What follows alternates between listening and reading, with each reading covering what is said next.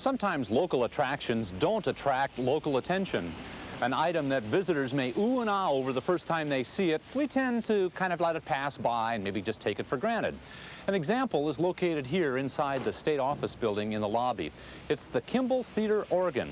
Each day, hundreds of people walk by it and hardly pay it a moment's notice. For others, it was the highlight of an entire tour throughout Southeast Alaska.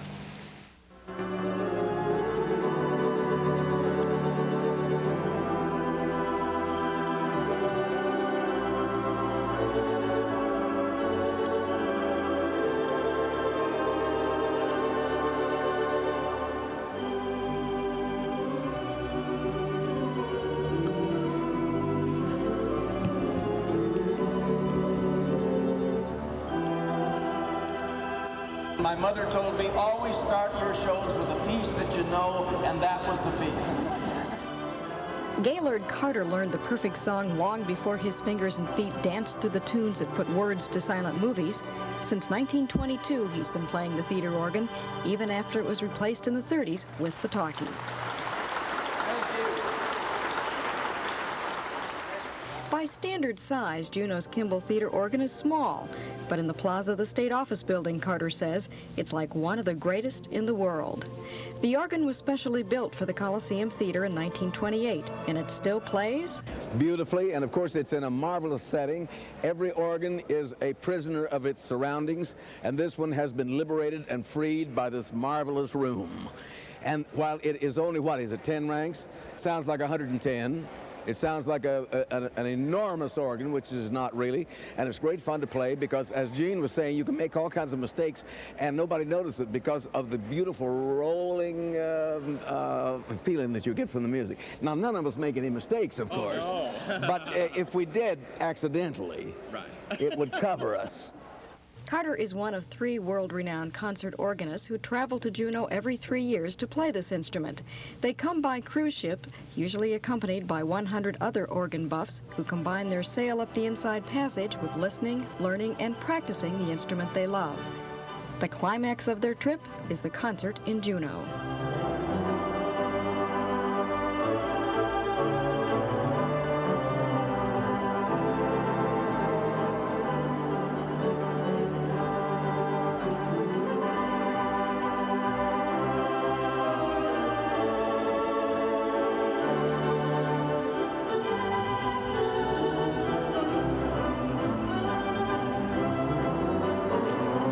Theater organ was designed to be played in the big theaters where there was an orchestra while the orchestra went and took a rest.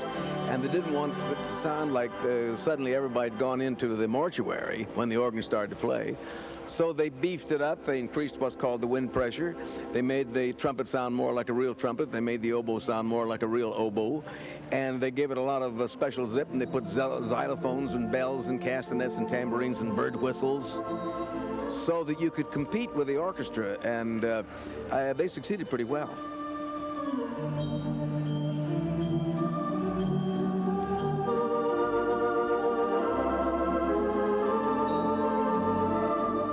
In the old days, when I was playing at the $1 Million Theater, we had a 35-piece orchestra, and they'd play part of the movie, and I'd play part of the movie, and then they'd play an overture, and I'd come in on the big finish. You know, 4 big chords at the end, make them all sound good. Yeah.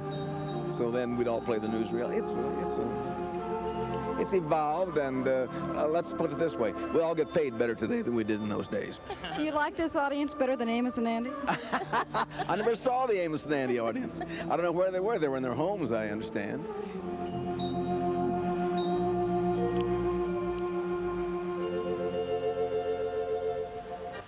Although radio drama and silent movies are gone, Carter never stops playing the theater organ.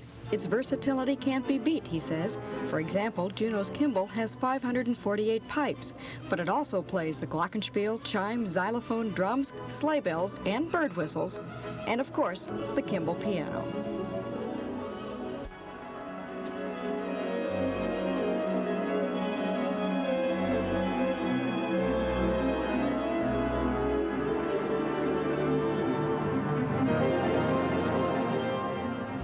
Baylor University professor Joyce Jones is a classical concert organist. While you normally wouldn't play Bach on a theater organ, this is one of her favorite instruments.